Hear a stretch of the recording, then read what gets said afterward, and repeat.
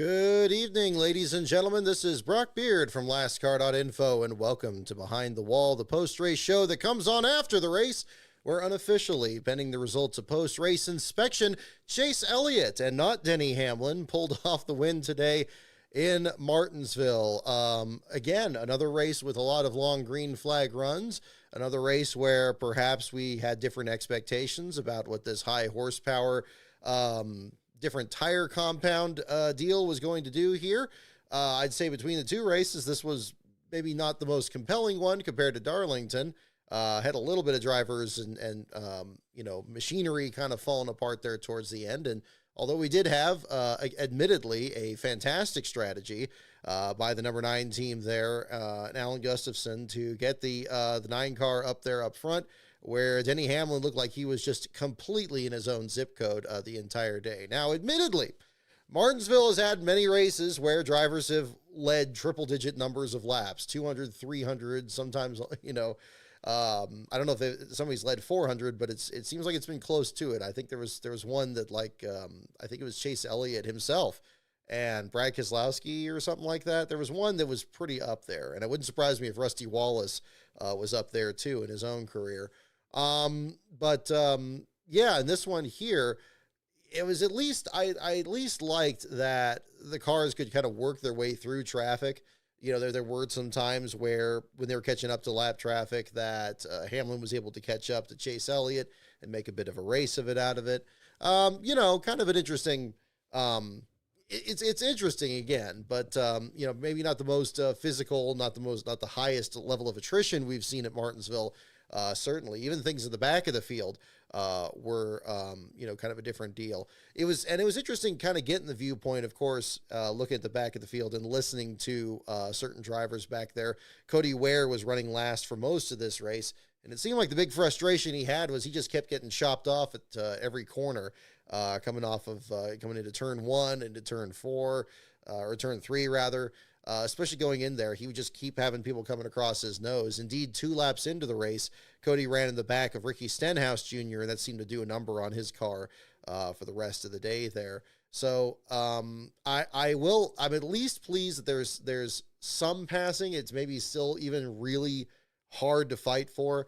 To me, the ground, the absolute worst example of it would be what we had at Iowa last year. I talk about that a lot on this show, when people were just catch up to the tail end of the field and you just couldn't get around them. I'm glad we are at least not having that. In fact, people were losing multiple laps on pace when Denny Hamlin was dominating this race here as well. So at least there was that. So again, looking for positives in this, but we're just starting to hear, interviews from drivers, and, I'm sure, nobody's going to be happy besides Chase Elliott in this case here. And again, congrats to him on the win. It's just, that's kind of where we are with that. But I'm glad something could be done. There was a little bit of strategy in there that worked out. The caution that ended up being decisive in your last place finish battle, in fact, unofficially, Ty Dillon, your last place finisher, the first time since 1973 that car number 10 has finished last in a cup race at Martinsville, which is pretty remarkable given how many last place runs the number 10 has had and how it's almost always used as a full-time team there. Bill Champion, I believe, was the one that gave Ricky Rudd his start driving a 10 car back in the 70s. No relation to, of course, the owner-driver operation that Rudd started in the 90s. But, it just shows how far back in history that goes at the same time. So, again, Chase Elliott, your winner here. Denny Hamlin in the second spot. Joey Logano coming back from a miserable afternoon in Darlington last week to finish in the third spot. Ty Gibbs continues a very strong start to the year with a fourth place finish. Has looked very good these last few rounds, and if memory serves, Bristol is one of those tracks, and it's had first-time winners before. You think of Ernie Irvin, you think of Kurt Busch, you think of other drivers there in between. And Ty's had some good runs, even when they had the tires coming apart and the troubles out there. He's probably one of the drivers that isn't happy about there being an off weekend next week for the Cup Series, as the Easter weekend has the events in Rockingham for the Truck Series and for the O'Reilly Series. But again, has some good momentum, and we'll see how much he picks up on that in a couple of weeks. William Byron rounds out the top five. Hendrick Motorsports getting 2 of their cars in the top 5 at a track that they are traditionally known for dominating, despite Denny Hamlin's dominance throughout his entire career. Ryan Blaney in the 6th spot, none too happy with Denny Hamlin for the contact late in the race there on the front straightaway. Seemed like an aggressive move for Denny. I don't know that Blaney was such a significant threat for the victory that there had to be something malicious going on. Again, it's getting to the late stages. Hamlin's getting frustrated, and not to excuse it entirely, but it could have easily taken out both of them. If, at the very least, it was a pretty reckless move by Hamlin, even if the car was getting tight off the corner. We saw so much when we got to like the last 10 or 20 laps of this race. Every time Denny was trying to set up a pass on Chase Elliott, there would always be a car to his outside taking his line away. And that's one of the easiest ways to lose ground at this track, no matter what car you're running. And it was pretty decisive in what happened here. And the deal with Blaney, again, if Hamlin hadn't cleared him when he was chasing him up the track by that slightest of margins, could have easily put both of them into the wall and ruined their runs there as well. So it's pretty remarkable. 1 week after we saw Chris Buescher bounce off the wall at Darlington and still get a decent run, to see both Blaney and Hamlin still finishing 2nd and 6th out here. Christopher Bell was my fantasy pick for this week. I thought he was going to have a much better showing. Didn't quite seem to have it in qualifying. And although having the best pit crew out there compared to what Ryan Blaney's has been struggling with to this point, again, capitalized on that, finished in the top 10. Solid points performance there as well. Austin Cindric makes it all 3 of the Penske affiliated, actually all 4 of the Penske affiliated cars in the top 10, even including Josh Berry in the 10th spot there. Cindric in 8th, Larson in 9th, and Josh Berry in the 10th spot. Didn't expect to see a lot out of Larson today. But there you go. I didn't expect him to be that much of a factor in this, despite the Hendrick connection and everything. It seems like this is more of a Byron Chase Elliott direction, but again, solid performance for him. Shane Van Gisbergen is another driver very impressed with this weekend. That great qualifying run he had, being towards the front of the field, was in and around the leaders, seemed like all day. Comes home with an 11th place finish, much like his run at Darlington last week, showing how much he has learned on the oval tracks. And again, can't overlook him. I'm going to start considering him for some of my fantasy picks here later this year, because I think he's going to be very tricky out there. I'm not exactly sure where he breaks through. Bristol will be interesting. I'm trying to remember how he did last summer. Didn't he have like a kind of okay run there last year? I'm trying to remember offhand. But regardless, it's going to be interesting to see from there. Ryan Preece, Brad Keselowski, Chase Briscoe had a really difficult day, but managed to salvage a lead lap finish. And Tyler Reddick, your point leader, in the 15th spot there at the finish of this one. As Reddick predicted at Darlington, wasn't as much of a factor in this race here, and that was a different story there as well. Hello there, everyone. Thank you for tuning in. Again, Chase Elliott, unofficially your winner today over in Martinsville. Denny Hamlin dominating the race, leading 292 laps from the pole. Looked like he was going to be a shoo-in to pull this one off there, but in the closing stages, whether it's pit strategy, cautions falling at the wrong time, or any combination above, Hamlin did a fine job making it close. Unofficial margin of victory, 565 thousandths of a second, just over a half second between the top two. And that's about how close that margin seemed to be for the last 20 laps of this race. Pulled it off. So tremendous effort there for Elliott. First win of the year for Hendrick, and a fine effort there as well. So we'll see where that propels Chase in the point standings and everything going forward. Looking at the back of the field here, again, a very difficult afternoon. This one had very, very low attrition, like we've seen the last couple of weeks, like we saw at Darlington after Timmy Hill dropped out, and certainly in Las Vegas, where Shane Van Gisbergen was within 5 laps of the leader and still finished in last place. So that was kind of a different story there as well. But Ty Dillon, again, unofficially your last place finisher today.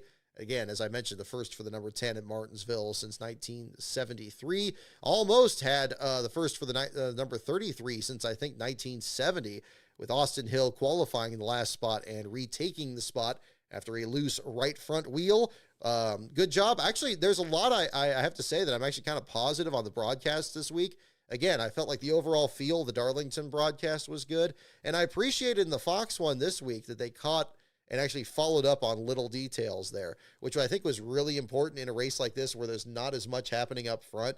I appreciated them looking a little bit through the field there and actually catching when something did happen. So, for example, the Ty Dillon incident, going back to Austin Hill's incident with the loose, the lug nut, it looked like it was a flat tire. That's what Austin himself thought on the radio.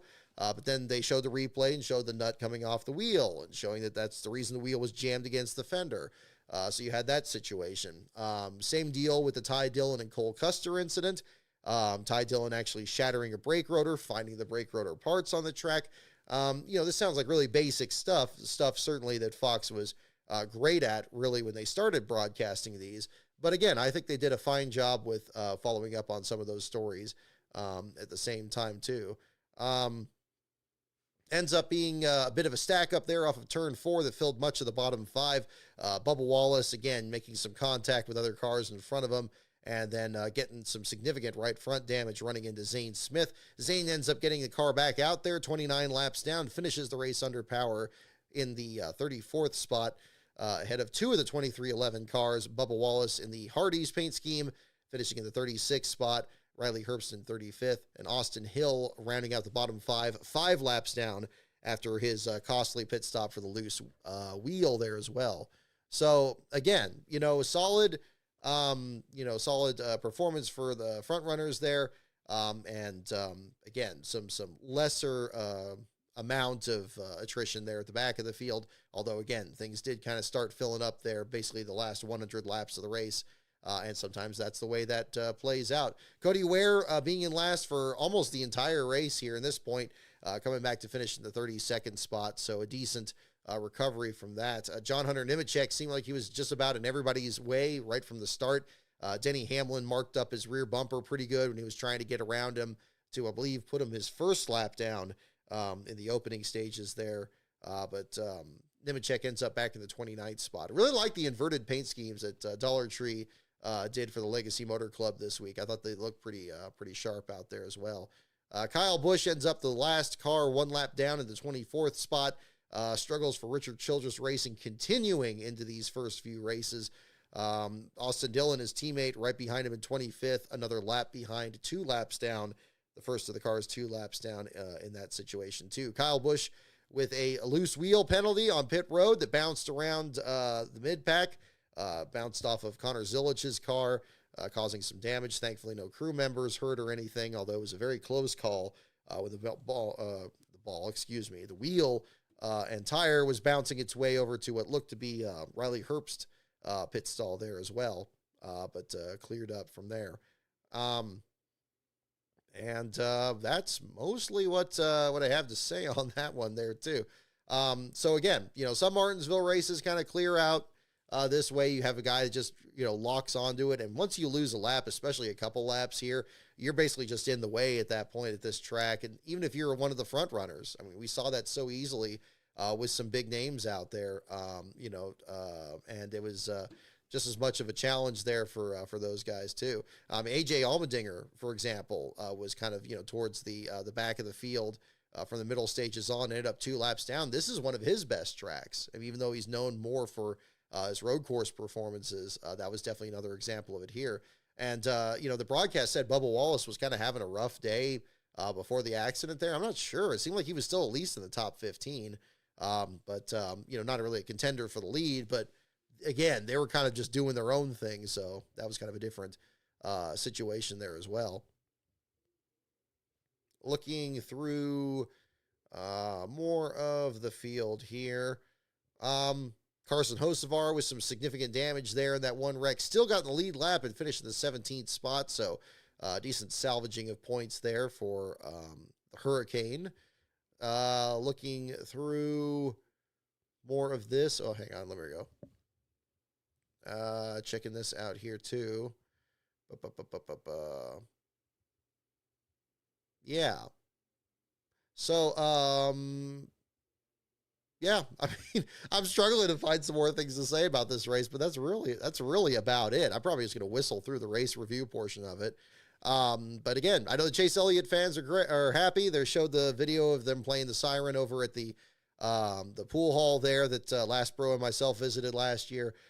So again, it's a big boon to their season going into the off weekend next week, at least for the Cup Series. Again, the O'Reilly and the Truck Series in Rockingham. I am planning on doing a show next Saturday after the O'Reilly Series race. We'll sum up the Trucks and O'Reilly races, and we'll leave Sunday open for the Easter holiday. So that's what we're looking at the moment. We'll see what the weather looks like. We're supposed to get some pretty heavy weather here on the West Coast. I don't know what Rockingham looks like, but hopefully it looks kind of like what we saw today in Martinsville, and it should be pretty good from there.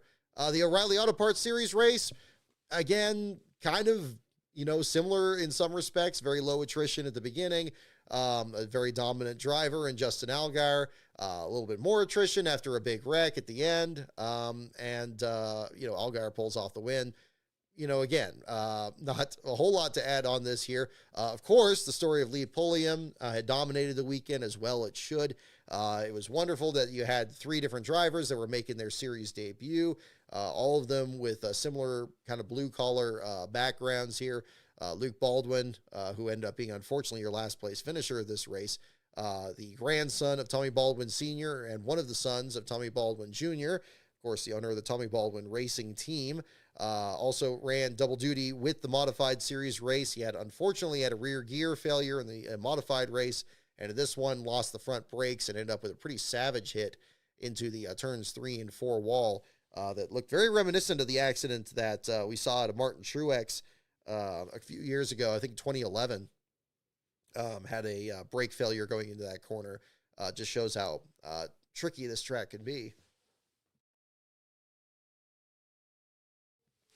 However, everything else shaking out in the meantime. Andrew Patterson, working over the Jordan Anderson team, driving the number 32 car for that team, didn't qualify.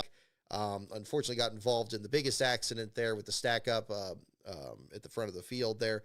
And again, Lee Pulliam almost pulled off the victory, leading 40 laps. One of the biggest names in late model racing, and kudos to Junior Motorsports and Dale Earnhardt Jr. for extending this to other drivers to get their shot, and not just get their shot in the O'Reilly Series, but in really, really good equipment too. We've seen this with Bubba Pollard. We saw this with Josh Berry before that, and of course we've seen where his career has taken him since then. And again, we'll see if for Lee, which direction things go from here, how many more starts he makes, or if this is whatever it was there. But yeah, very nearly pulled off the victory, which was impressive. I thought Allgaier, much like with Denny Hamlin today, was just going to be completely untouchable. Seemed like he had easily the best car out there, led 114 of the 250 laps there. But we just had so many cautions and so many stack ups there that eventually could kind of work some strategy and get up there. And, Lee had a couple of good runs where he was up there, even though the tires were older, even though the car was falling apart. Issues with the transmission on the restart. I'm sure he would have much rather that one restart not happened where he had trouble getting through the gears and he had the massive stack up behind him in the outside lane. There's just nowhere to go. We get a wreck on the front straightaway there at Martinsville. It's just going to be a real ugly pileup. And with him being in the outside lane, it just made that even more of a mess there at the same time. But, that kind of thing can happen to anybody. Unfortunately, he got his teammate Carson Kvapil behind him, ran in the back of him, and ended his day. Just ended up being a really rough deal there. But I think the important thing to pull from all that is, again, how thankful Lee was for this opportunity. Great media exposure he had, sold out all his T-shirts on Friday. A great effort for him. Hopefully get some other opportunities. And to do that well outside the box, hopefully that draws even more attention to late model racing and other drivers that are, still working their way up to get those opportunities. So, again, all 3 drivers that made their series debut in this race played some role in the finish, some a bigger role than others. Still an interesting story there as well. So Justin Allgaier, your winner. Corey Day with a second place finish there. Did a fine job out there. Wasn't, again, as controversial as His latest couple of starts seems like he really has kind of turned the corner here these last couple of races. And obviously, during this entire controversy, he's been having great finishes. So that's only going to be helping him in the points there. So, again, great effort for him. Sammy Smith in third, Sheldon Creed in fourth. Again, Lee Pulliam in fifth. Rest of your top 10, Austin Hill, Dean Thompson, Ross Chastain from the last spot there up to eighth in the Mario Gosselin effort. Ryan Sieg coming back from a penalty to finish in the ninth spot. And Brent Cruz finishing up there in the 10th position. We did see a little bit of controversy after the race, a bit of a confrontation between the number 2 team and the number 88, between Jesse Love and Raja Caruth. And then separately, it seemed like both their crew members of both teams that weren't too happy at the same time. So had a little bit of issues with that there at the same deal. Unfortunately, Raja gets spun out there in the last lap of the race, drops him back to the 25th spot. This, incidentally, really wasn't Love's fault, even though it looked like Love was setting up for a pass around him. Actually, it was contact from Brent Cruz that sent the 88 around. So I was kind of wondering if, I don't know how much, who was seeing what replay or whatever. But obviously his drivers are all competing to get the best runs they can. And, losing that many points there at the end, if anything, I would expect Caruth to be more upset than Love in that situation. Even though, Raja was fighting hard to get around him there on the last couple of laps. But again, they're all race car drivers, and the concept of racing somebody too hard is just absurd to me. I don't like it when drivers, complain about that a whole lot, and you see some of that. Obviously you don't do anything reckless or dangerous. It's already a dangerous enough activity. But if you're rooting and gouging out there, especially on a track that's barely big enough to fit the entire field, you're going to get some hurt feelings there along the way. So, again, I don't expect that to be a larger story from here, but again, something else to look at there too. Jesse Love ends up in the 12th spot, right behind Parker Retzlaff, who again continues to have a great start here with the Viking Motorsports team. He and his teammate Anthony Alfredo, the 15th spot there. They seem to just be locks for like kind of that tail end of the top 10 to 15th spot here this first part of the year, especially after the 96 missed the show in Daytona. Like they've really, turned things around and been a really impressive team. So that was good to see there too. We saw Brad Perez in the race here, drove for Randy Young's team. Unfortunately, ended up in a few incidents. Garrett Smithley with the best paint scheme of the weekend, with the Windows 98 motif on there, the Frutiger Arrow kind of scheme. Unfortunately, Smithley involved in multiple incidents there, getting spun around, finished back at the 27th spot, the next to last car to finish under power. Again, mentioning Luke Baldwin being your last place finisher, first of his career after making a few Truck Series starts, and of course his first career start in the O'Reilly Series, first for the Hettinger team in their O'Reilly efforts. So it was kind of interesting to kind of break down the multiple different drivers and the stories they've had up to this point, including their DNQ back at COTA. Jeremy Clements and Nick Sanchez involved in an incident before the race even started. Seemed like maybe this is going to be the potential of being your last place battle there as well. Both cars actually out of the race there by the middle stages there. Clements with an oil cooler situation that sent him back behind the wall. Sounded like a power steering issue, but it kind of extended beyond that. Then Nick Sanchez's car was just pummeled to pieces and ended up back in the 33rd spot there by the checkered flag. So throughout the rest of the field there, don't have really too much to add in that one.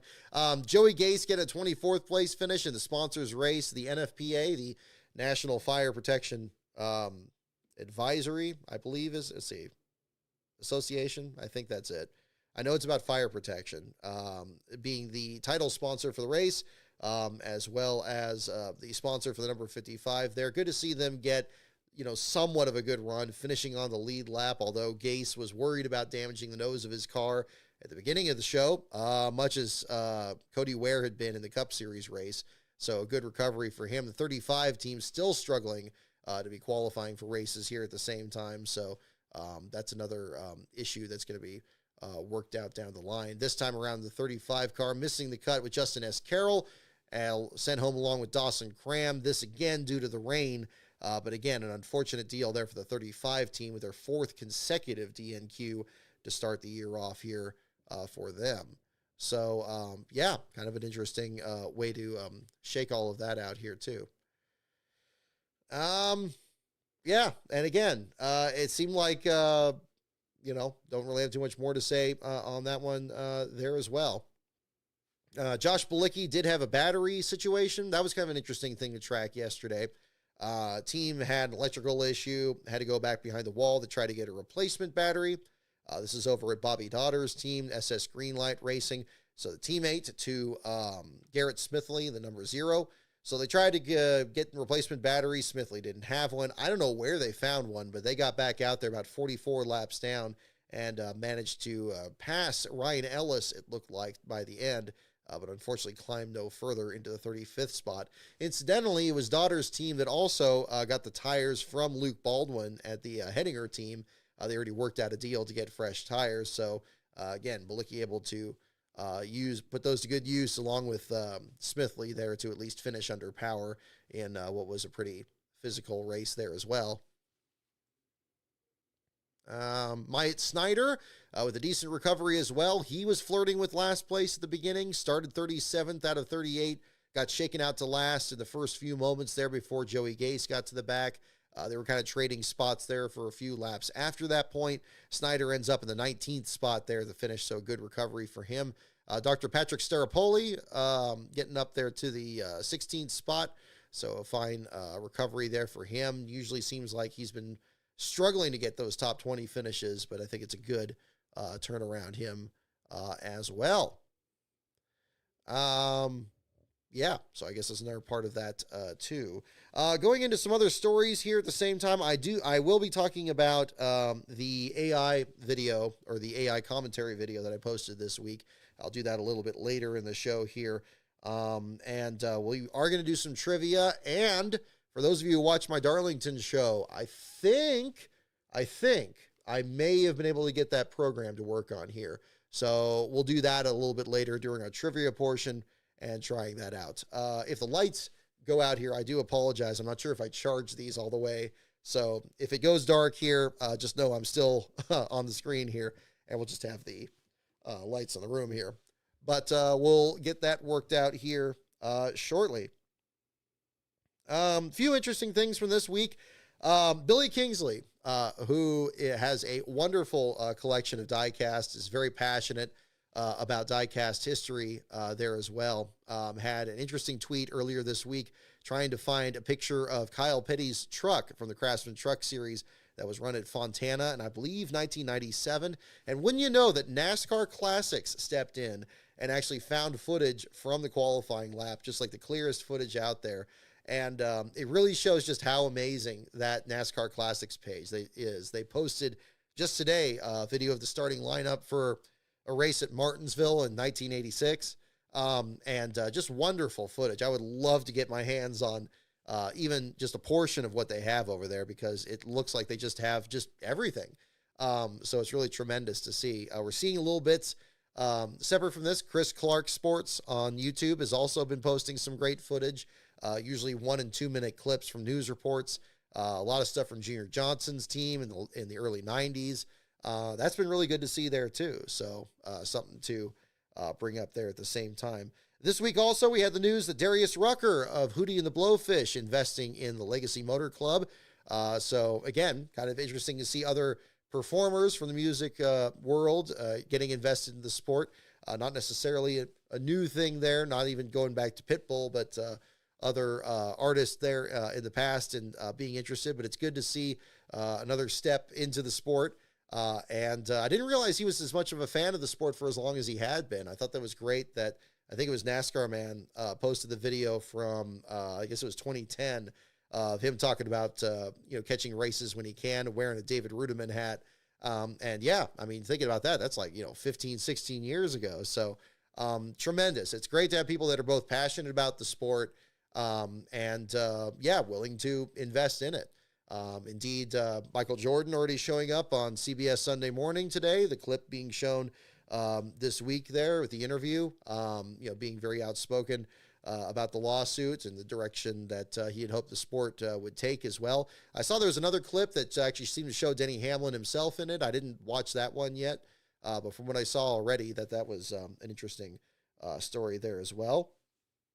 I also want to give a congratulations to Destiny Spurlock, who got a 7th place finish last night in her ARCA East debut at the Hickory Speedway, driving for Carl Long and the Garage 66 Motorsports Business Management Team. So great effort for both driver and team. A Hickory track has a long history of establishing new drivers in the sport.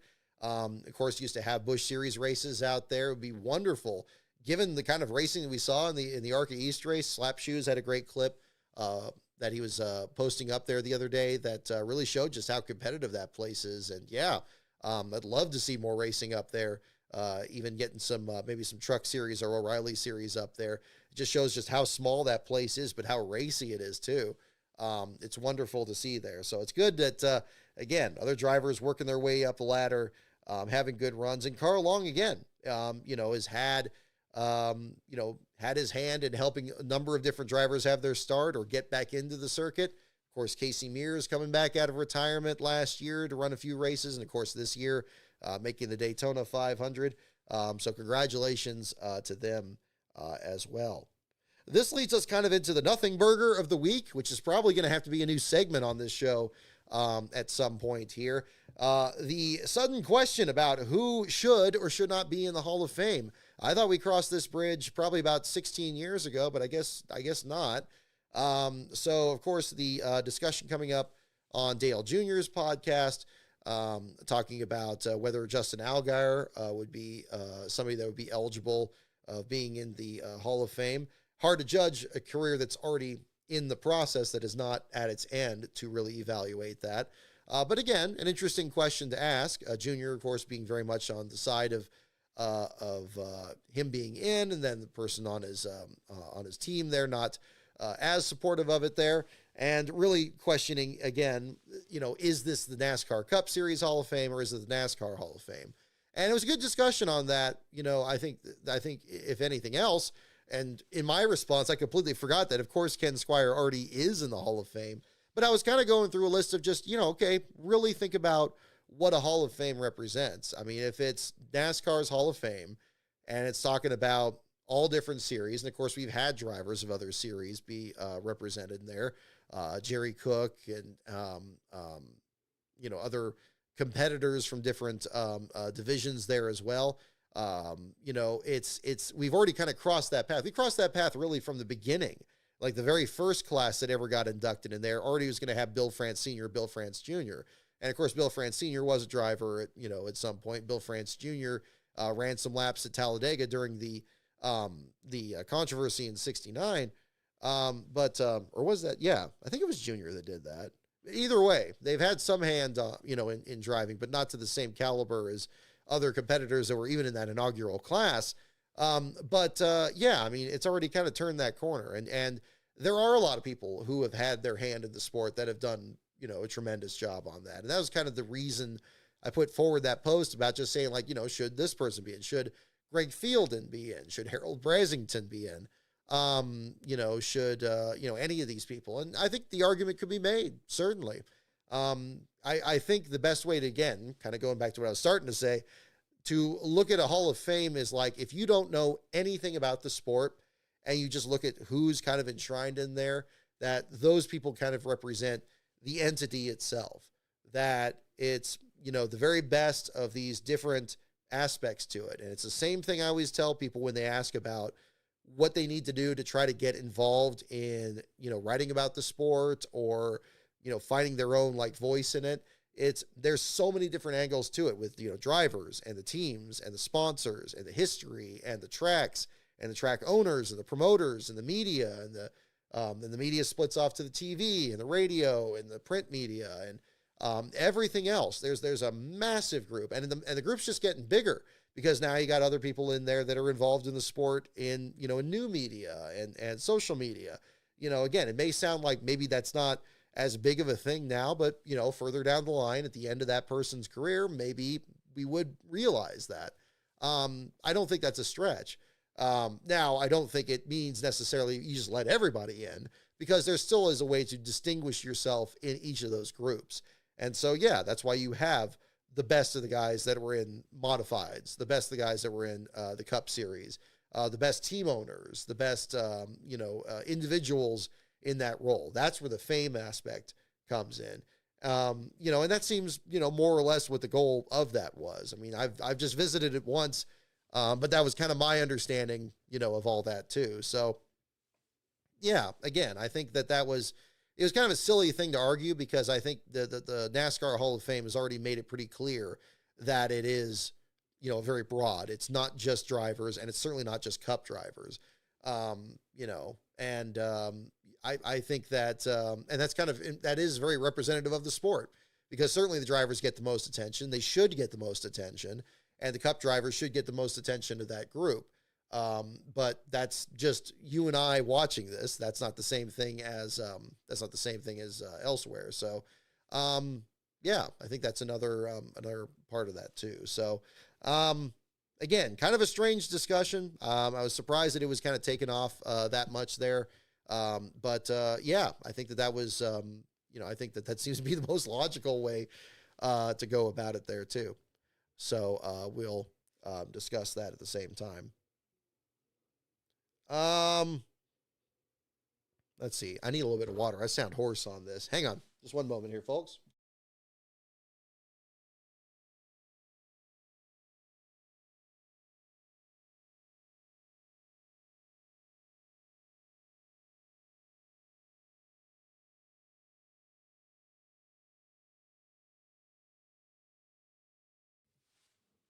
Alrighty. I did bring out my Russ Wheeler shirt here for today for the return of the Hardee's car. So that's why I got that. I know it doesn't go with this shirt there, but something a little bit different at the same time. But I did bring that back out. Unfortunate day for Bubba Wallace, so not having the best finish that he wanted there. But again, good to see a returning partner come back to the sport. And I posted the picture earlier today from an old Days of Thunder toy display there on the screen, and it's full res too. I actually have it as my wallpaper on my computer right now, because I was very pleased with how it came out. Obviously Hardee's has had more of a very interesting history in the sport. I've kind of touched on it a little bit in some of my videos here, including my one on Days of Thunder and also the Greg Sachs video. Sachs pretty much having one of the most recent examples of it in the late 90s, when you had the return of, the Harry Raniere team in 97. Before that, the 31 team and Ward Burton's early career, the Busch Series, and then the Cup Series with A.G. Dillard. And then even further back, you go back to Dale Jarrett's early career, taking over for Cale Yarborough. Yarborough with the back-to-back Daytona 500s wins. I hope that this sponsorship with Bubba is something that could really start expanding into really celebrating and recognizing that history. The McDonald's sponsorship was one thing, because, of course, you have a lot of the iconic branding from Jimmy Spencer and Hut Strickland's era in the mid 90s. And then of course, Bill Elliott after that. It's wonderful seeing the way that it was advertised, bringing back the old drive-through crew logos and everything. I believe it was Harris Liu was doing a big part of that, and other artists participating in those efforts there. But the Hardee's one is really interesting, and I really, it's allowed me to kind of revisit that history there a bit, and hopefully that maybe kind of ties into more of their marketing coming up there. And then of course, the Russ Wheeler paint scheme in between there. Those of you as well, big thanks to those of you that participated in the contest that I had on the website here as well. I had a couple Russ Wheeler diecasts for a giveaway here as well. And it ended up coming down to a tie. Basically, the 36th place finish, I was going to have it be for whoever could predict where Bubba was going to finish. Pretty much everybody picked, at least one person picked positions 1 to 17, which I think is pretty, I was going to be the best picks you can have, because Bubba's had such a great start to this year, and nobody picked anything from 24th to 36th. So nobody guessed 36th. The closest we had to any of it were 2 people picked last place, and basically had one that didn't pick the tiebreaker, didn't predict the margin of victory, which is the tiebreaker, and then the other one was picked first, so basically split it at that point. Luckily, it was for 2 diecast, so I hope the contestants don't mind. It seemed only fair to have both of them be the winners on that. So hopefully I'll get their mailing addresses. If you're watching here in the chat, definitely make sure you DM me, and we'll send that out. Again, that's on my Twitter feed at Last Car on Brock. But again, thank you everyone for participating in that. I'm still fine-tuning when I do these contests. I think I need to come up with a different idea for a tiebreaker or something, but we'll figure something out there down the line there at the same time. Let's see. Okay, kind of blitzed through those pretty good. Let's see. Okay, just checking here on the feed. I guess we don't. It's probably. I'm sure it's way too early for calls on inspection, but I'll check that anyway. Glad to see Scott McLaughlin and Will Power okay after a couple of pretty freaky incidents in the lead up to the IndyCar race in Barber today. I know I don't really talk about open wheel racing as much on this show, but certainly some harrowing footage there from practice and qualifying. But again, good to see they're doing okay. Do not see a call on inspection yet, so we're still pretty early on that. I'll go ahead and get into the AI video, and then we will do our trivia portion here in a little bit. Because I do want to discuss that, and it's not entirely irrelevant to the discussion from here. So first and foremost, I appreciate you guys' discussion of that video there and what was on there. I know it's very different than a lot of what I put up there, and it's, you know, I try not to deviate too far from, you know, into current events and stuff from what, you know, what I do on this channel, but sometimes something like that does come up where it's just like, you know, it kind of does need to come up. And I've been thinking about, I've been writing something on that for really the past few weeks. It's been sitting on my computer for at least the last month. And kind of coming back to it, adding stuff, taking stuff out, moving stuff around, and, you know, wasn't really sure exactly how to approach it. One thing I do want to mention right off the bat, and I know I did mention the Matt Weaver story at the beginning. As I said, I started writing this long before the Matt Weaver thing happened.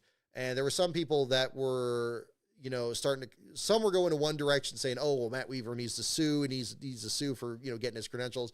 I don't agree with that. And Matt doesn't either, from what you can read in the article in there as well. I agree with the passion of it there, but, you know, that I don't think is the, you know, the proper direction to go with it. Again, the people who own this track, they can decide what they want to do, just like they can decide what to do, you know, with who wins that contest there. But the point at issue was just the AI content itself that, you know, again, and this is where I think things shift back to the track itself, that they could have handled it better. They could have had just another contest and just said no AI in it. Or, you know, yeah, just have, you know, award. Okay, they've already given the award to, you know, somebody that, you know, did AI in it. Maybe have like the next best one that didn't use AI or something like that. They could have worked something out better. And I seriously doubt that Matt would have gone out and done this article on there if he hadn't explored every option in responding to it otherwise. You know, given the fact that Matt's so passionate about short track coverage, and certainly the people that run these tracks, I seriously doubt that he would do anything to disparage a track unnecessarily. And in point of fact, I do agree with his stance on AI, especially when it comes to, you know, generating artwork or generating anything that you would point at and claim that, you know, was something that was created by you. You know, it's very, very tricky to, you know, to look at it these days, because I think everybody, you know, has to now, whenever they see anything, they see a video, they see an article, they see anything, the first thought always seems to have to go in your mind now is like, is it AI? Is this even real? Is this that? And this is kind of a time where, yeah, we really do need accurate information and accurate tellings of history, and just, you know, things to be as best as they can. And also, I think what's really the you know, what really crossed the river for me was just on the creative side of it. And this is kind of going into another aspect of it that I left out, and I shouldn't have left it out in the video. And my brother is much better at perceiving this part of the story than I usually am. I'm not ignorant to the fact that a lot of AI is being used because, yeah, it's a way they can make money off it, whether it's coming up with the AI program or whether it's generating something and then, you know, flooding the zone on YouTube by just making a bunch of AI generated videos. that's not lost on me. I didn't mention that in the video. I felt like either that was just, it would kind of confuse the issue or something. But when I posted the video, I'm like, boy, I hope I don't sound too Pollyanna-like here, that I'm like, gosh, why don't people just make it the hard way? It's like, well, you got people that are profiting from doing it the easy way and taking these shortcuts. And obviously that is happening. But what I did want to, really emphasize was, again, the joy of the creative process, because, I know not everybody is in the creative field, but I think that, so everybody has some kind of a creative aspect to them, and maybe it's not always manifested in something that maybe you share with others. Maybe it's just a creative way that you live your own life, or you're just kind of, the way you look at things, the way you perceive of things. And it's something very, it's a common human experience. And I think that if you hand the computer too many of these responsibilities, you're just not gonna, you're gonna forget how to do it after a while. And then if you talk about it generation to generation, I mean, what do you teach the next generation to do? It's like, okay, you can write an essay, you can do the actual research, or you can just send it to this website and they'll spit something out to you. And then who knows if it's, readable or enjoyable or interesting even. That's kind of the issue. And I appreciate everybody's comments on it. I'm certainly not anticipating that everybody's going to like it. I've certainly had comments where people, aren't going to enjoy it. And I understand that, because I know it is a controversial issue. And I do believe, as I said in my own video, that AI does have a place in this world. I don't believe in throwing it completely out. And in the context where I've used it, and I've mentioned it on this show before as well, using the transcription program, it is extremely helpful. Especially when I'm at the racetrack. I didn't really mention this in there. And I've seen other journalists do this too, where you can save the audio file from an interview. You can upload it onto this program, and it's doing that in the background. Meanwhile, you're free to continue doing your work. You're free to do other interviews. You're free to kind of, do whatever. And then you can come back and you have the script and you see that it's this length, so you can get an idea of like how much time it's going to take to correct it. But then, yeah, you do listen to it. You do correct it. You don't just go with whatever it spits out and then post it online, because you don't know if it's going to be right or not.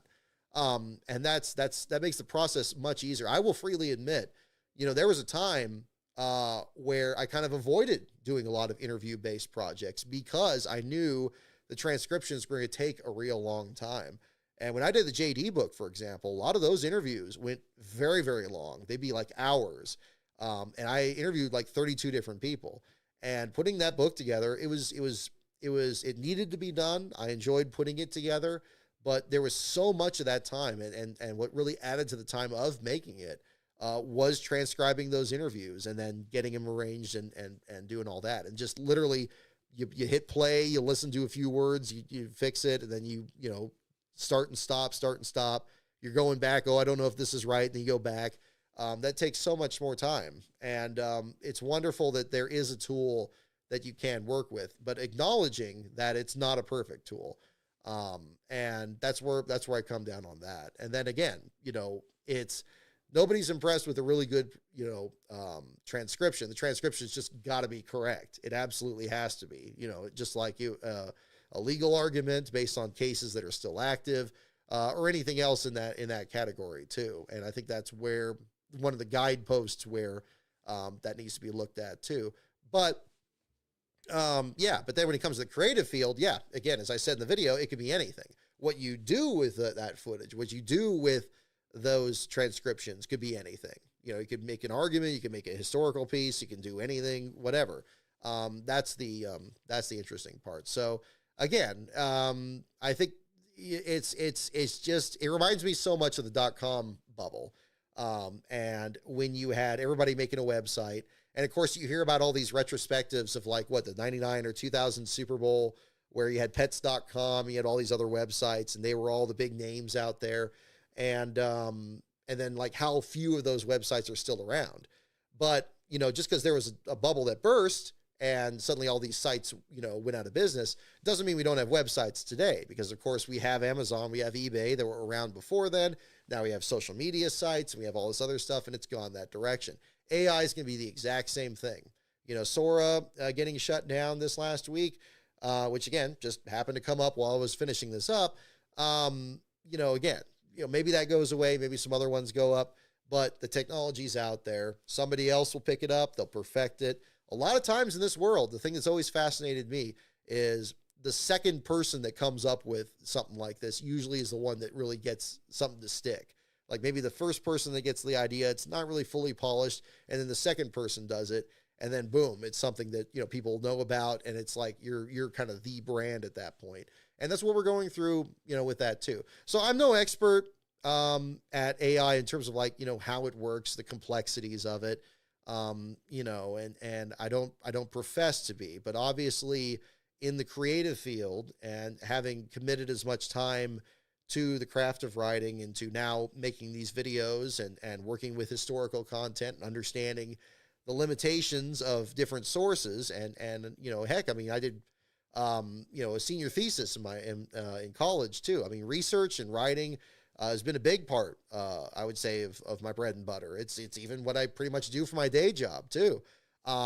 It's very critical, and I feel that again, you have this other tool, but again, how well is it going to replace certain elements? That remains to be seen. But there definitely has to be some common sense, restrictions on it. And it's that again, when the thought like that kind of rattles around in my head, I just got to say it. And, there's a lot that I could probably be more outspoken about on that and other subjects. I know that's not generally what you guys watch here. And I don't have the biggest platform out there to really push anything, one direction or another.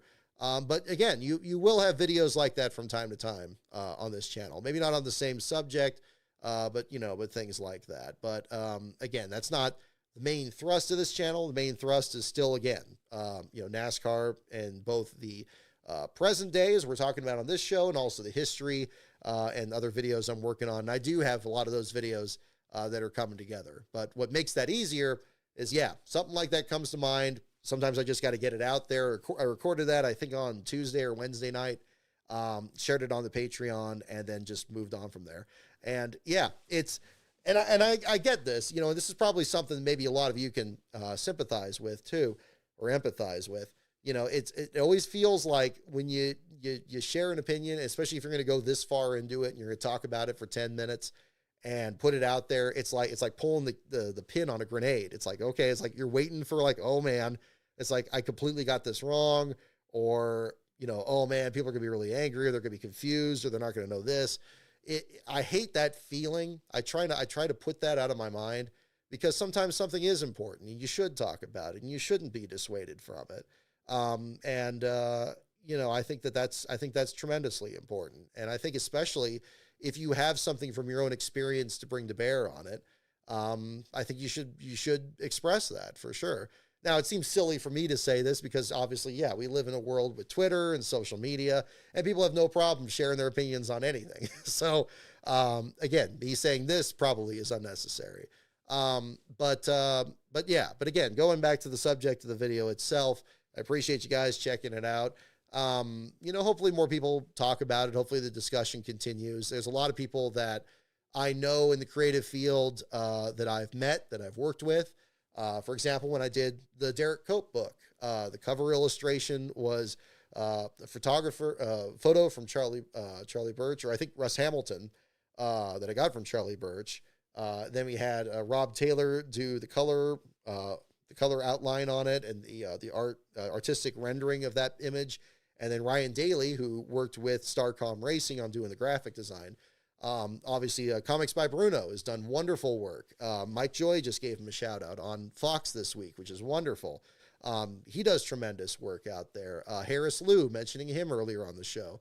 Ryan Williams, all these other people. And again, this is just in the world of just auto racing and just NASCAR in general. There's infinitely more. The best you could do, I think, going forward is, again, if you like to create things, you should do that.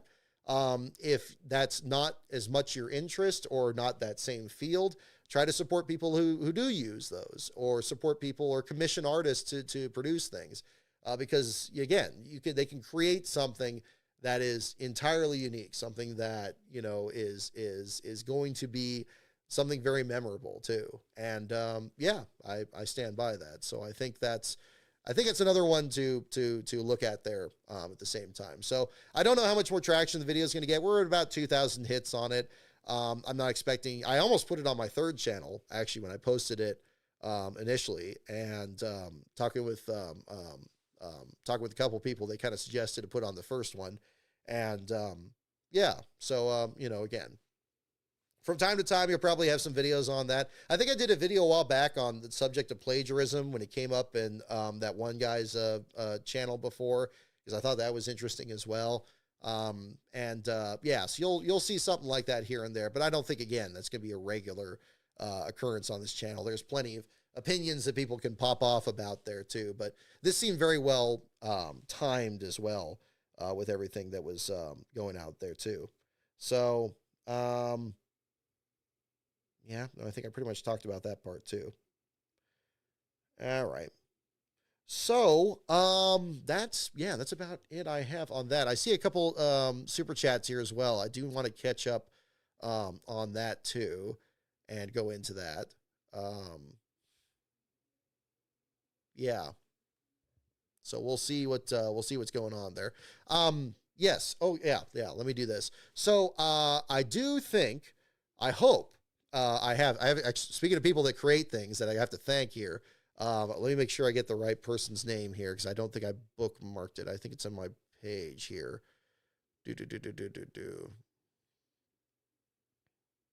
Ooh, okay, interesting. Looking at my page here. History. That's older one. Where is it? All right. So, again, those of you tuning in a little bit later here. So those of you who came on the Darlington show, I apologize again when I was trying to get that game to work. So I did find a CD-ROM version of our Trivial Pursuit. So again, like our late 90s deal here, usually bring this bad boy out and we do some trivia on that. And I found an online version, CD-ROM version that I wanted to try out. And thanks to Phil's Computer Lab on YouTube, Phil's Computer Lab, give him a subscription there or check him out if you have any computer issues there. His was extremely helpful in just this past week. And I hope that this will be a good test of that there. And yes, so I have the program. Hopefully it should work. I'm going to take a brief pause here, get it queued up on this, and we'll do some trivia to wrap up the show. And I'll read off the super chats probably in between that as well. So let me see if I can get this to work here first. I'll step away and then we'll get back into that. So again, thank you for watching and stay tuned. We'll be back in just a moment.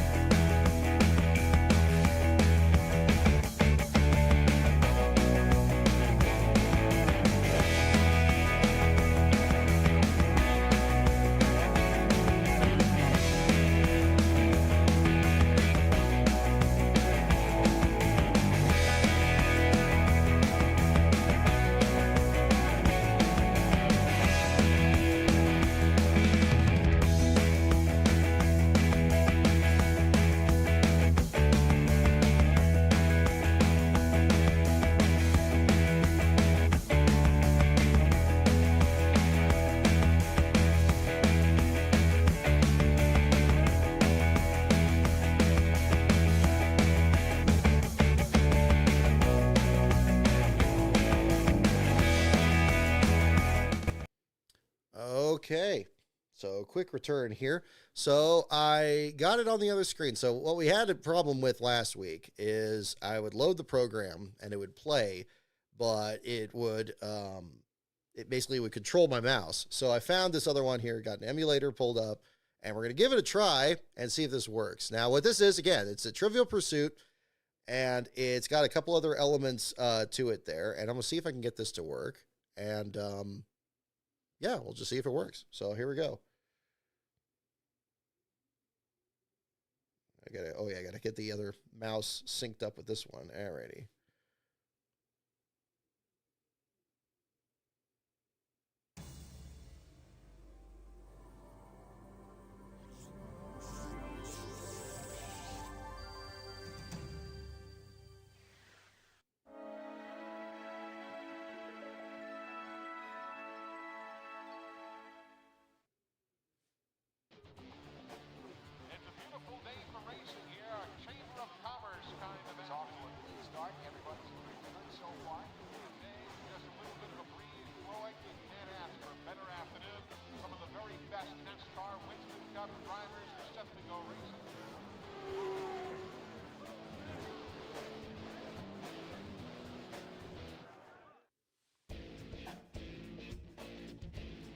All right, is the sound working on this? The sound skips a little bit, I noticed when I was playing with this last night. So hopefully it's all good here.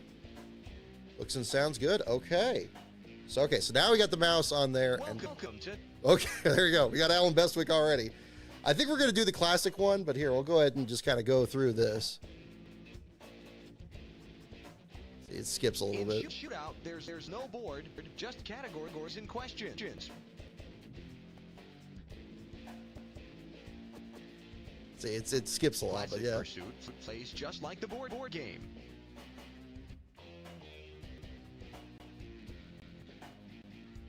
In time trial, you're striving for the high score. It's a little bit of max headroom effect here on this too. All right, let's see. I think about picking the classic one here. Classic Pursuit plays just like the board game. Let's try that, and then maybe we'll go try that. Today? So we'll just do one here. Now, this is kind of a neat function too. It has driver-themed graphics on here. Now, can you see? Oh, good. You can see it on the screen. I'm looking at the other one here. Time trial. Exactly. Yeah, this is pretty neat. I like that it has these different driver lists here, and it even has like the driver profiles. Can I just go through each of them? Let's do Number one, Steve Park. If this is his driver you want, click OK. Kind of go through them all here. Number 2, Rusty Wallace.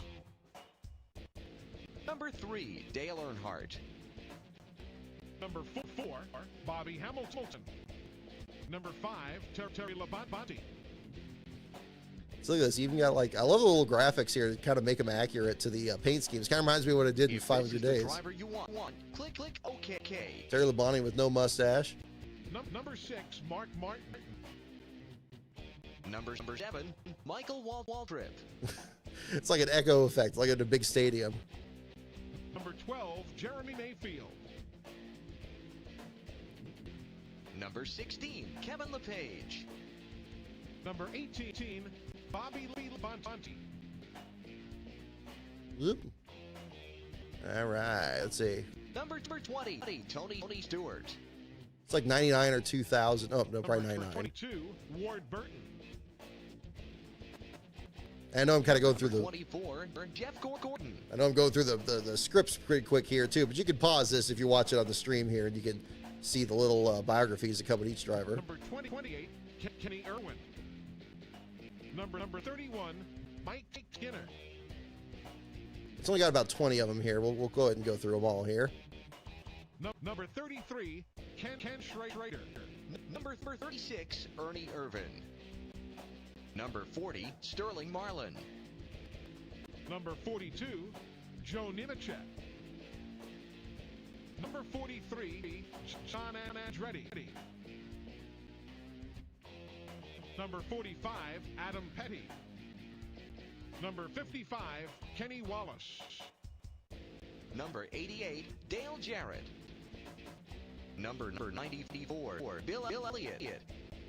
Number 97, Chad Little. Number 99, Jeff Burton. Number 43, Richard Petty. Number 3, Dale Earnhardt Jr. There we go. So yeah, we got some Eli Gold and Alan Bestwick here to lead off. If this is the driver you want, click OK. Yeah, 99. Yeah, for sure. Should we do number 9 and on the weekend? Let's see. Beast of Metal, that's a good idea. Yeah, maybe, let's see. Let's get, okay, I guess it'd be Elliott for 94. Yeah, how about we do Bill Elliott to lead off? That'll probably be a good one for this. Number 94. It's got Adam Petty. It's got Kenny Irwin. Yeah, definitely 99 in here. Chad Little is good too. All right, let's see. Let's see what we got here.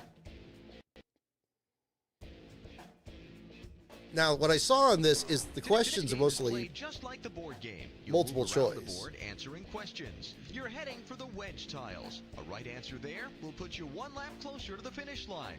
And when you've got all your wedges, head for the center tile. You'll have one final question to answer. And if you get that one right, we'll have a new race champion. Good luck. Click on the tachometer to roll the die. Click F1 for more information on the game categories. Alrighty. So I like this graphic. I just started to look at this last night. I like that it's got the actual car graphic here. So it's got the, talk about McDonald's earlier and the drive-through crew. We got Bill Elliott's 1999 Ford Taurus here in the middle. And yeah, we'll go ahead and do some questions. So let's see. You can move to any highlighted tile. All right. So we'll start with the wild card. Okay. All right, hands on the buzzers. Who said, "I bet I'm the only one who has won the championship on his head"? Tim Flock, Dale Earnhardt, Richard Petty, Bobby Allison. Ooh. I'm thinking Tim Flock. I'm not sure. The timer's really short, so this could be fast here. Tim Flock. Ah, there we go. Roll again. All right. It's going to be a little bit quicker than the machine is. Yeah, I mean, I think maybe the question answer one won't have the timer as much. We'll play around with this here a little bit. All right, here we go. Select a category by moving to one of the highlighted tiles. Oh, hang on. I got to get my thing set up here. Got to get my mouse unlocked. There we go. My chat here is a little squished. Okay, let's try that. All right, here we go. How about you? Whoop. All right, how about? There we go. Whoop. Boy, it skips a lot. All right, here we go.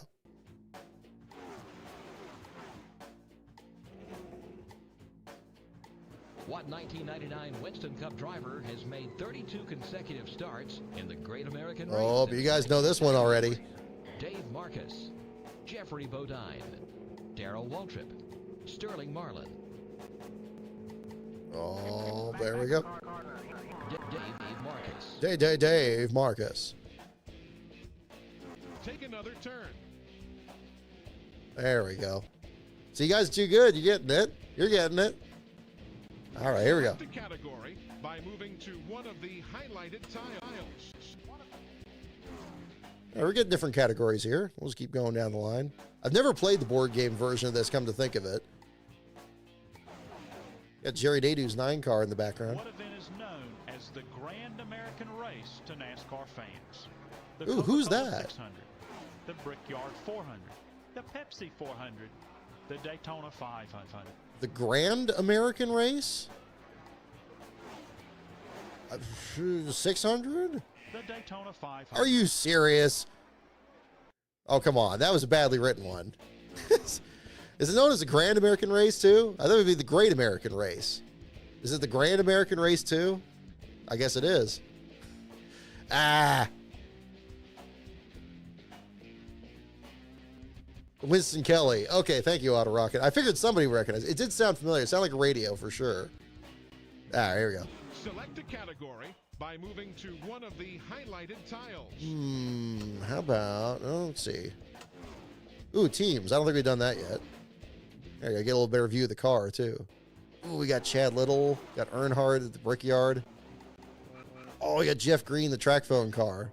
Who's sponsored Jeff Gordon first full season in the NASCAR Busch Series. That's true. It's a typo, but at least a human did it. I'm with you there. Carolina Ford dealers. I think it's Carolina Ford dealers. Carolina Ford dealers. There we go. You can keep going. All right. Okay, let's go. Let's see. You can move to any highlighted tile. I'm gonna move to any no wild card Answer again. correctly, and you'll move up in the standings. That was a tricky one. Yeah, Outback. Yeah, not full time. I guess it was full time with the one car there. The Outback would have been a good guess. Baby Ruth was later. Oh, Specially marked boxes in 1998. oh man, cross promotions. Whisk, Tide, Cheer. They would have Richard Petty diecast cars in '98. I guess it would have to be Tide. Did Era or Cheer sponsor them? Feels like it would. Whisk. Oh damn! These are hard questions. These are hard ones. Click on the tachometer Whisk to roll the did? die. I gotta find the picture of that. That's crazy. I mean, it makes sense. I mean, Tide wasn't a Petty sponsor, but it just seemed like Tide was such a big NASCAR sponsor. They would have done that.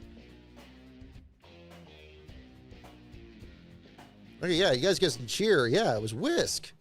Is anybody familiar with it? Yeah, okay, 611 Hornet got it. There you go. Is this working for you guys? I don't know.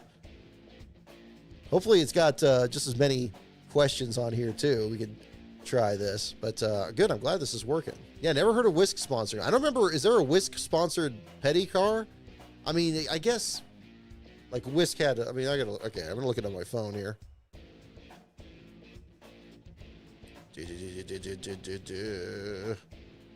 Petty, Whisk, Richard Petty. It's under Unilever. Okay. Oh yeah.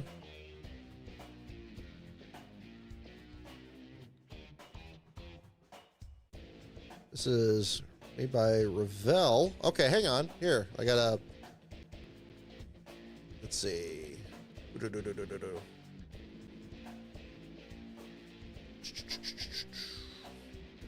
me just pull up a.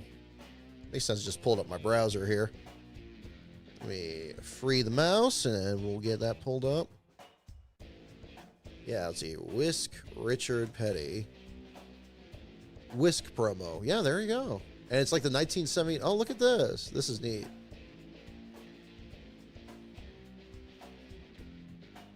So it's like a Revell car, and it's the. Let me make sure this is big enough. Yeah, here we go. So yeah, it was a promo like this at the 19. It was like the 79 or the 80 car, and it was a Revell diecast. That's really good. That's like the Racing Champions version. So there you go. You got kind of some shots here. And it was a Whisk promo. You can also get the 67 Plymouth Belvedere. I don't remember that cross promotion at all. Look at that. Well, that's pretty cool. Okay. Okay. All right. Game on game. All right. We got ourselves a toughie here. Okay. All right, here we go. Let's roll the next one. Do we roll already? Okay, hang on. I don't know if we did. Move to any highlighted tile.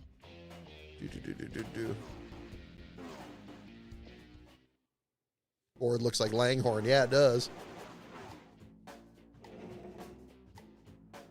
What kind of antiques does NASCAR Winston Cup Oh my driver God. Rich Bickle collect as a hobby? Guns, Salt and maybe? pepper shakers, Quilts. beer cans, bicycles, quilts. Oh my God. We don't have any of these on the machine. Oh, dude. Salt, pepper shakers, beer cans, bicycles. Beer cans, probably. Beer cans. Yeah. There we go. You can keep going. That was hard. These are hard questions. I'm not BSing, man. This is crazy. Yeah, quilts. Quilts would have been cool. Been like, would have gone along right here. Beer cans. That sounds like, Rich Bickle seems like he's a pretty hard-nosed guy. Bicycles would be good. Selecting the category by moving to one of the highlighted tiles. Ooh, we haven't done pits yet. There we go. Here's the real hard ones. Database search completed. How long did the average stop take in 1997 according to NASCAR? 30 seconds. 22 seconds. Yep, no tires. You got the beer can one right on. 15 seconds. It was like 20 seconds. 22 seconds is throwing me. But if we're talking average, 20 seconds. there we go. again. Got to roll again. All right. Let's point me the other You one. can move to any highlighted tile. Ooh, here we go. Let's do this one. I love the graphics in the background. It's very NASCAR Racing 99 edition. Got Tony Stewart. 1991 NASCAR Busch Series Rookie of the Year. Oh. Jeff Burton, Ward Burton, Steve Grissom, Jeff Gordon. That was Gordon's rookie year, wasn't it? These are all, Jeff Gordon. Okay, good. Take another turn. That is a very slow pit stop for sure. Here, I'll wait between questions so chat catches up here. Chuck Bound, that would be an interesting guess too. I'm noticing the number on the 94 is kind of weird. It's kind of flat. I can't really make it too much bigger than this here, but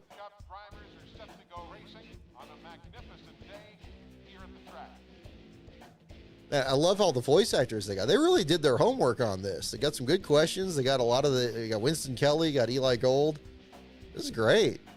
I only just started playing with this before the Darlington show, but all right. Surprised David Green was not an option. Yeah, I'm with you there. Move to any highlighted tile. Ooh, wild card again. Here we go. We'll keep this going, then I'll do super chats after this. What nickname stuck to Bill Elliott? Oh, here we go. after he took Here we go. Now we're over back to the ground Winston floor. Million in its first year? All right. Big All right. pockets, Big pockets. Uncle penny bags, old gold, Old gold. $1 million bill, I like big pockets. Somebody should be called that. $1 million bill. Take another turn. That'll be their username. All right, here we go. Move to any highlighted tile. Choose any category you want. Ooh. There's tracks. I kind of want to do teams again.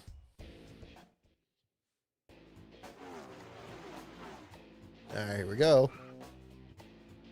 What owner drove his number 92 car to a NASCAR Winston Cup championship in 1953? That's Herb Bill Thomas, Rexford, isn't it?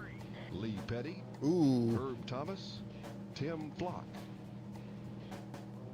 Okay, now who was that? That was another radio guy, right? I'm trying to remember who that was. The one that was talking. Yeah, Big Pockets is great. It's got to be Herb Thomas. Herb Thomas. You can keep going. I could keep going. I can. All right, let's keep going. Select a category by moving to one of the high. Bill Rexford. Good guess for Bill Rexford. Quite close, not quite. So yeah, this is Jerry Nadeau. Watch a race and then go swimming at nearby Philpott Lake. Ooh, I think this came up on the machine. Nazareth, Hickory, Martinsville. Martinsville. There you go. Jim Phillips on the other one. Okay. It's got to be Darlington. Oh, come on, mouse. Ah. Martinsville. Oh, come on. Philpott Lakes in Martinsville? I didn't know that. It seemed like that was setting up perfectly for a Darlington question, but I guess that was too obvious. Yeah, Martinsville. Yeah, no, I think they got everybody. It got me for sure. You can move to any highlighted. Highlighted stars. Go back here again.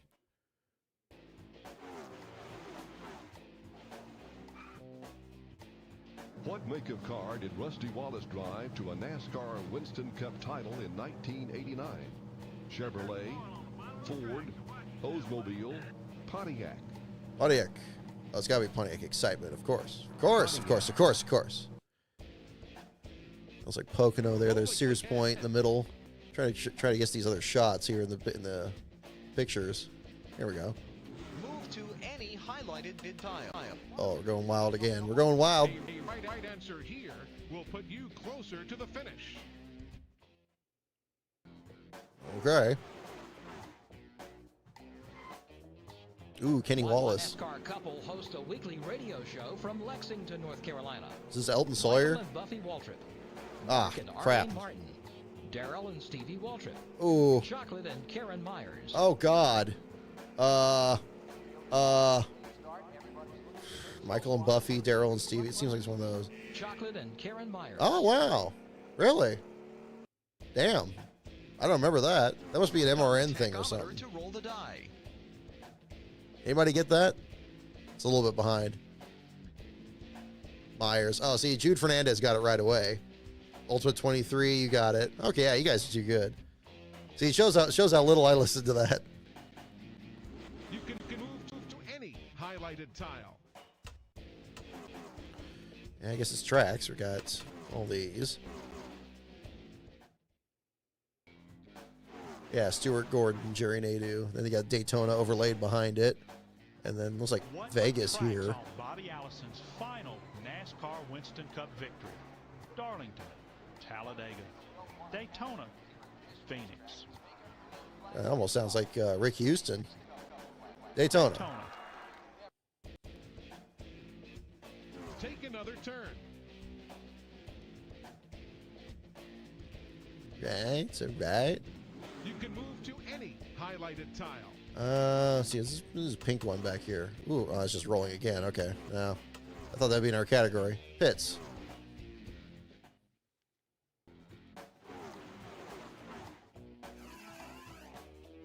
What tire manufacturer introduced the inner liner race tire?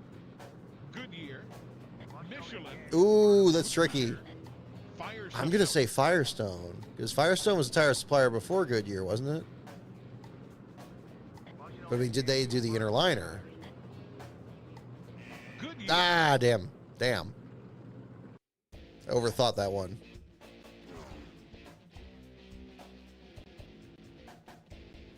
Yeah, no, that's Goodyear. You guys got it. Move to any highlighted tile. Yeah, we'll go here.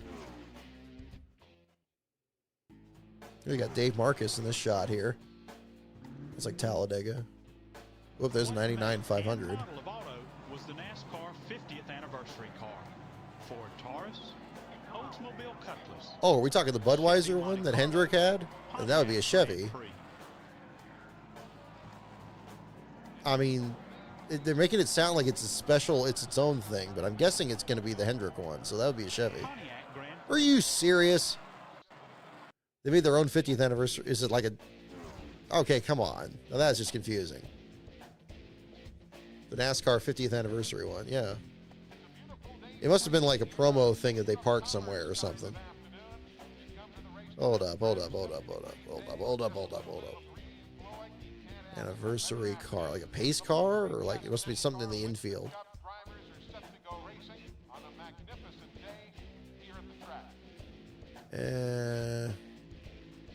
I mean, I'm seeing diecast ones where they're all like Chevys. Or you can, yeah, Bill Elliott's Ford. That had the 50th anniversary logo. That's weird. I don't even know what that was. It must have been a promo, yeah. That's strange. All right, okay. Oop, I gotta get the mouse reactivated. There we go. All right. You can move to any highlighted tile. Tile. There you go. Now the car's backwards.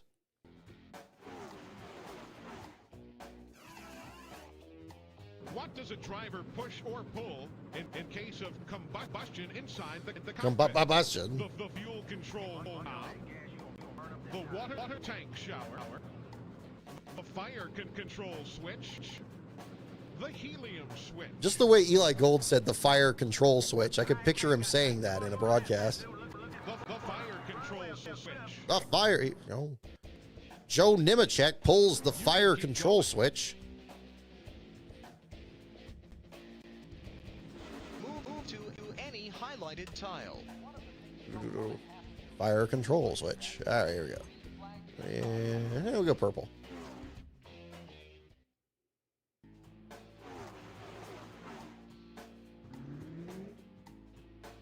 How many starting spots are given to qualifiers at NASCAR Winston Cup races? Are given to 42, 39, 36. Oh no, we're going pre-98 rules. Are given to. So are we talking without provisionals? Are we talking different tracks? I mean, this is 99, so this is after 39. 36. Damn. Yep. 36. That's badly Click on the worded. tachometer to roll the die. I had to make some BS up on this one, but that's tricky. That's tricky. They're making it too hard. Are you guys enjoying this? Hopefully this is cool. This is good. I'm glad this is working as well as it did. I played with this again last night. I'm like, okay, I think this is ready for prime time. 36 on speed, 7 provisionals. Yeah, there we go. Bobby Labonte. You're right, Patrick Glenn. Yeah, Eli Gold did say that. Right. I liked how he said that too. Bobby Labonte. He kind of like bounced over saying it. Joe Nemechek always still stands out in my mind. Move to any highlighted tile.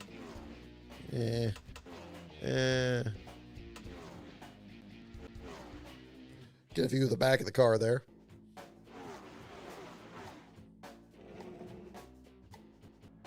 What NASCAR Winston Cup legend first tested race tires for Goodyear in Oh my God. 1958 in West Palm Beach, Florida? Was Smokey in it? Baker, Lee Petty, Tiny Lund, Funty Flock.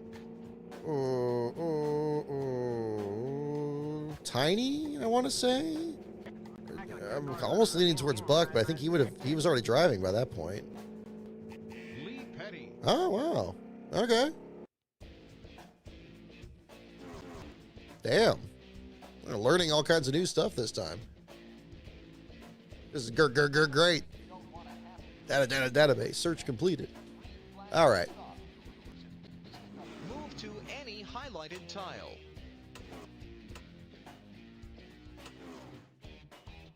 Now I'll go back to one of the teams.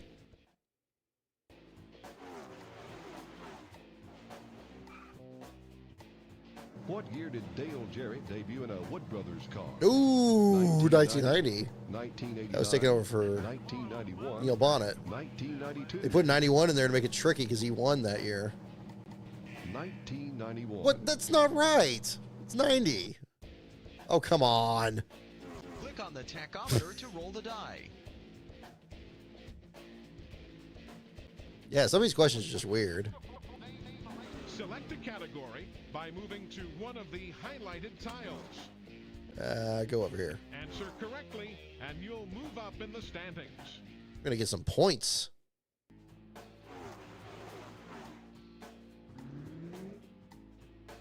Who's the all-time career wins leader on NASCAR's Slim Jim All-Pro Series? Oh, damn. Mike Carl Garvey, Long. Ooh, oh my God. Look at this.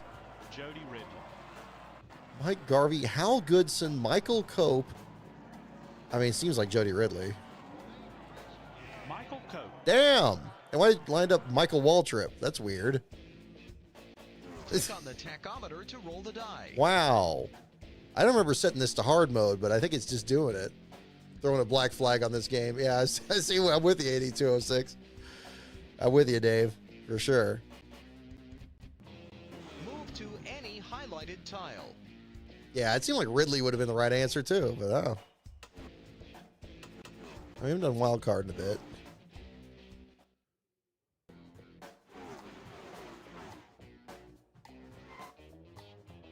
What 1960 race movie was shot at Charlotte Motor Speedway? Isn't that Speedway? Days of Thunder, Thunder Road. Well, I mean, Speedway, Days of Thunder did have Viva part of Las it Vegas. Charlotte, but it wasn't in 1960. I don't think it was Viva Las Vegas. I don't think it was Thunder Road. Speedway. Oh, there we go. It was a trick question. Roll again.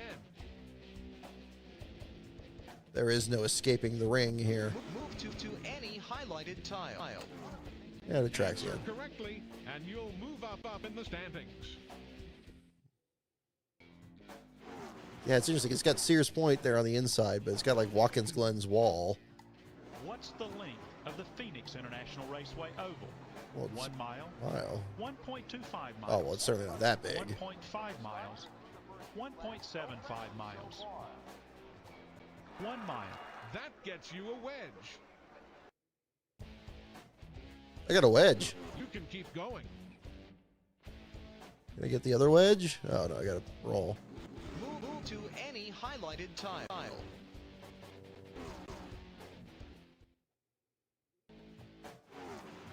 It's true, he did not compete in all the races, Ultimate 23, but yeah. Who was named most popular driver the most times in the 1970s? Ooh. Richard Petty, David Pearson, Bill Elliott, Bobby Allison. That seems like a Petty thing. That's kind of peak Petty. Richard Petty. Oh yeah, there we go. Hell yeah. We need a 1.75 mile oval. Yeah, there we go. Maybe one of these days. Who knows?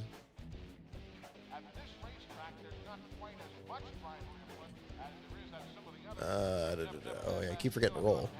You can move to any highlighted tile. There we go. Another view of the 94 there.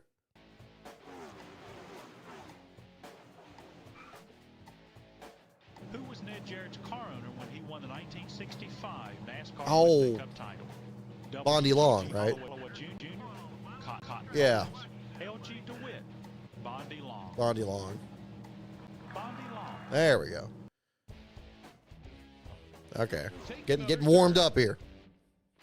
Or 3 mile oval. Yeah, there we go. How about that? Do we have a call and inspection, by the way? Here, I'm gonna break out of this for just a moment. Holder wide open. Okay. Which one controls the volume on this? Is it that? Okay. Okay, here we go. Cool. So it still works on this. There we go. All right. Let's see. I'm going to. Where's my mouse? Where's my mouse? Need to. Oh, that's Control N to get the mouse. Okay, here we go. Hang on. Let's see. I'm just gonna take. Yeah, I don't see email. Looking here. Maybe we'll do super chats here right quick, and then maybe we'll do a couple more here and wrap up. Let's see. Nope, I don't see that there. Nope, cup points, race results. Yeah, no, not yet. Here, let me do a couple super chats here, and then maybe we'll do a couple more here on this, and then we'll wrap up here tonight. But yeah, I hope you're enjoying that. Yeah, I'm just relieved it's working because it's been really tricky to do. Okay, yeah, we do not have a call on that yet. So yeah, we got a couple super chats. Let me jump into those, and then we will wrap up from there. So Michael Jensen, first off, super chat for $10. Thank you very much. What do you prefer, the boring-ish type of race today or the no green flag run wreck fest of yesterday? I personally hated yesterday more, and I'm one of the biggest Busch Series fans you'll find. I'm with you on that, Michael. I found today more engaging than yesterday. I actually kind of tuned out of yesterday's race a bit easier, even with Lee Pulliam running as well as he did. I'm not a big fan of the red light, green light format of racing, where it just completely just gets out of control and somebody just ends up with the win. So no, I'm not a big fan of that. But yeah, the race today, I don't mind. I have said before, I don't mind a long green flag run. I liked it at Darlington, where you were really testing the limits of all the drivers' endurance and everything, and I thought that was fine. So good question, but yeah, that's kind of where I stand on that. Beast of Metal for 20. Thank you so much. Beast of Metal 1989 for your super chat. I'd like to congratulate Ross Chastain for leading the standings over Austin Cindric in the algorithmically generated hallucination FS1 posted where the points normally go. Way to go, whoever replaced Kepner, your winner. Well, there we go. I didn't notice that with the standings there, but I did notice at one point in the graphics, it showed the interval being more than a lap. It was like 20 seconds, 25 seconds. Seemed like their graphics department was having a little bit of issues with that. Yeah, if they're just doing the car numbers there to sort out the point standings, then still some work to be done. I'm gonna have to look that up, Beast of Metal, but I didn't notice that one, but I did notice the interval thing go wonky. So there's some things that need to be worked out. I do appreciate Fox again. I think they're a little more in tune with what's happening on the track. I think the fact that they can't talk about winning you're in and they can't talk about the playoff standings, it's just on its own made the commentary a little better. It still can be better. I I don't entirely get the dynamic of what the booth is right now. Because Mike Joy has, you know, again, a wonderful memory for the history of the sport and bringing up these stories, but you still got this fight going on between the other two where, yeah, Clint Boyer is just kind of really goofy and Harvick is kind of mean-spirited a bit, which is kind of strange, but they just seem to not get along at all. Oh, there goes the other light. Yeah, I don't know. Maybe that'll get approved along the way. And Beast of Metal, thank you again for your super chat for $5 on here. Also, this is Chase Elliott's first career win in March. I did not know that. His previous earliest was the April 14th race, the first Hooters win after Alan Kulwicki. Very good point. Yeah, it does seem like this is awfully early in the year for Chase to win, despite the struggles he's had up to this point. Yeah, good on him there. Another mark for them. So again, thank you folks for the super chats for sure. We will jump back into the trivia portion here, and we'll see what else Rich Bickle collected in his career, and then we'll probably wrap up for tonight. What are we up to? Oh yeah, we're up to about an hour and a half. So we'll do that. So let's do a couple more questions, and we will jump into that. All right. Well, this might be a new feature on here. We'll give this a try. Oh, we got to roll it again. Let's get the mouse back. There we go. We got our giant pointer. Move to any highlighted tile. Move. Ooh, here we go. Wild card. Let's do that.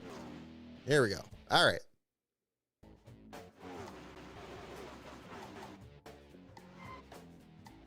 What driver was dubbed Old Woodchopper?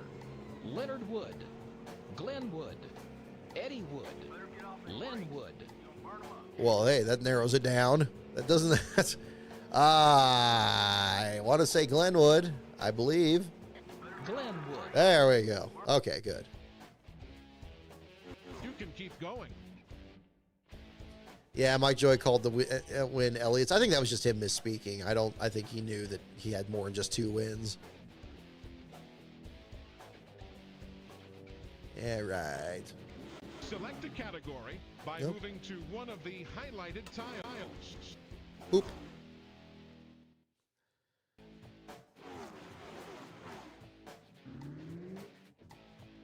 Who joined the MRN broadcast crew in May of 1976? Oh, was that Dick Brooks? Punch, Chris Oh, no, O'Connor, he's not one of the Eli options. Gold, Ned Jarrett. I want to say Jerry Punch. Or was it Eli Gold? It wasn't Ned Jarrett. It was earlier than that. Eli Gold. Damn. That's tough. See, I didn't grow up listening to a lot of the radio broadcasts. I watched it on TV most of the time. Man, that's hard. How old is this CD-ROM? This is, so it looks like it's 1999. I didn't bring the disc up here with me. But yeah, I found it on eBay about a little while ago. And let's see, Trivial Pursuit. NASCAR CD-ROM. We'll look it up here. Yeah, this is the same one here. 1999, so Hasbro Interactive from that year. So about the same time that they made the little device here. So it looks like they did it at the same time. Some of these questions I've seen, they're familiar to the little device. We've used that for so long. But, yeah. Ellie Silver, there you go. Eli Gold or Eli Silver? Move to any highlighted tile. We'll go wild again. There you go. I get a little better view. Got some Mike Skinner and Dale Earnhardt and Mark Martin action here. DJ. Oh, there's Sears Point, that bottom picture. Fans can bring the most tracks. What? 24 inches, 16 inches. Oh, God. 14 inches. 18? inches. I think it's 18. 18 inches. What's the average size of a 6-pack? That is tough. I'm going to go 18. Ah! Is it still the standard? Is it still 14 inches? Or do they change it a lot? I don't know.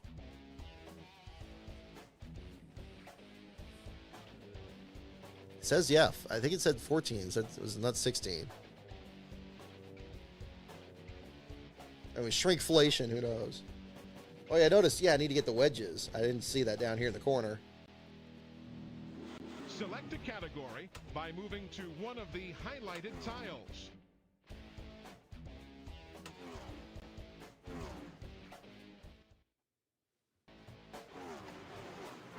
I know I got to keep getting the wedges here, but we're just doing the questions anyway. Sears Point in the middle. Bobby Allison quit 2 years after winning the NASCAR Winston Cup. Oh, that's got to be Die Guard. Racing, Yeah, that's the Greg Sachs video. Butmore Engineering, Junior Johnson. Die Guard Racing. Well, there we go. Hole again. All right, here we go. Let's do one more. I gotta step aside here in a little bit here, folks. But we'll do one more question for the night, and yeah, we'll go from there. So here we go, folks. Let's see which one we get. You can move to any highlighted tile. Pits, wild card. Yeah, we'll do wild card. Yeah, where is it? There it is. All right, here we go.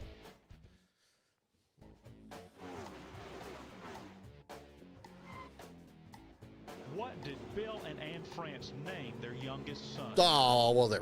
Wait, the youngest son. Oh, crap. It's a trick question. It's a trick question. Oh, no. Paul France, Jack France, John France. Is that Jim? I mean, Jim is the one I know they did. Oh, crap. Jim. Oh, there we go. Take another turn. It was a trick. It was a trick question. All right. All righty. Well, folks, that will about do it here. Jim. Okay. Good. We got that one. So that's good. All right. Well, I'll tell you what. Let me check. I'm going to check Pockers one more time. I don't get the emails here on the tech inspection here. But we'll check that there too. All righty. Okay. Oh, it shows brakes. Brakes is the reason out for Ty Dillon, which is accurate because the brake rotor shattered. I was wondering why it said accident over the radio. Oh, and I see the picture of the point standings here where it shows, yeah, the numerical standings and Ty Dillon doing really well. Yeah, so there we go. So there's that. Alrighty, yeah, no call on inspection yet, but yeah, the lights have conked out here on this, and we'll probably wrap up from there. So again, thank you so much for the super chats. Thank you for tuning in for the show here tonight. I hope you enjoyed the Trivial Pursuit segment. Yeah, we'll just keep doing that through here. Hopefully we keep doing that as long as it runs on this. We got the device here also, but yeah, hopefully we can make that more of a regular thing here on the show, because I think that was fun. We could do different things. We could pick different cars for the graphic. We could try the other settings and play around with that there as well. So in the meantime, folks, the website is lastcar.info. The article will be on Ty Dillon unless something comes up in technical inspection later tonight. So we'll have some more news on that in a little bit. Of course, the Patreon is patreon.com/lastcaronbrock. More videos on the way. I have a couple scripts I'm working on this week. Still trying to just get those across the finish line there. So we'll get that going in the meantime. My Twitter feed is @LastCarOnBrock. And of course, our next show will be, as I said earlier, next Saturday. We'll do a Saturday show after the O'Reilly Series race at Rockingham. We will talk about the Truck Series and the O'Reilly Series off weekend for Cup. So we'll do it sometime on Saturday, probably right after the race there. We'll have more updates on that next week in the meantime. But yeah, this was fun. Yeah, maybe we can figure out how to pause the emulator in the future to get chat answers. That's a good point. That'll be the next thing to look up there, big all caps. Good idea there on that. So, because yeah, it does go by awfully quick, or if there's a way to figure that out. But we'll figure that out there in the meantime. That'll be kind of a work in progress here too, and we'll do that. So again, thank you everyone for tuning in, and I'll see you all next time.